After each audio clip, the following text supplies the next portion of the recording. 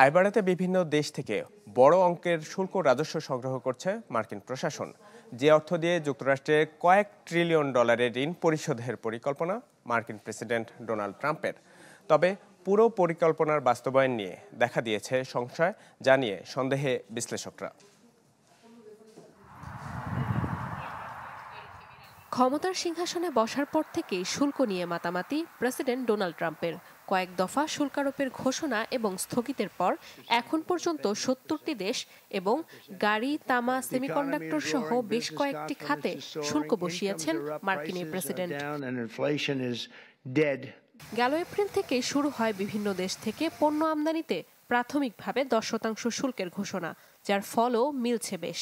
এখন পর্যন্ত রাজস্ব আদায় বেড়ে হয়েছে $১০,০০০ কোটি, যা গেল বছরের তুলনায় ৩ গুণ। প্রশ্ন থেকে যায়, এত বড় অঙ্কের অর্থ মার্কিন সরকার কোথায় ব্যয় করবে? যার উত্তর যুক্তরাষ্ট্রের ঋণ পরিশোধে। দেশটির অর্থ বিভাগ বলছে, গেল জুলাই মাসে যুক্তরাষ্ট্র $৩,০০০ কোটি শুল্ক রাজস্ব সংগ্রহ করেছে, যা গত বছরের একই সময়ের তুলনায় ২৪২% বেশি। ট্রাম্পের সোজাসাপটা বক্তব্য, মার্কিন সরকারের $৩৬ ট্রিলিয়ন ঋণ পরিশোধের লক্ষ্যেই এমন উদ্যোগ নেওয়া হয়েছে। আমি যা করছি তার মূল উদ্দেশ্য মার্কিন ঋণ পরিশোধ। অর্থের দিক থেকে এটি বেশ বড়।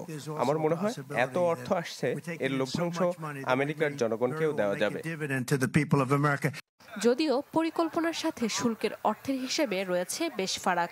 এখন পর্যন্ত ঋণের অর্থ পরিশোধ বা জনগণকে লভ্যাংশ দেওয়ার ঘোষণা বাস্তবে রূপ দিতে পারেননি ডোনাল্ড ট্রাম্প।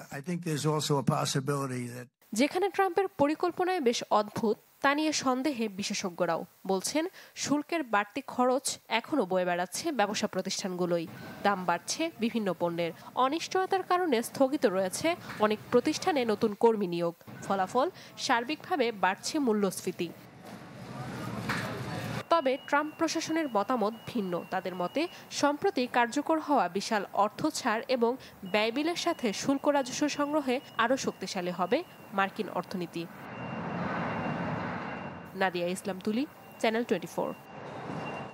জীবন বীমা কর্পোরেশন নতুন নতুন পলিসি চালু করে আসছে। জীবন বীমা কর্পোরেশন।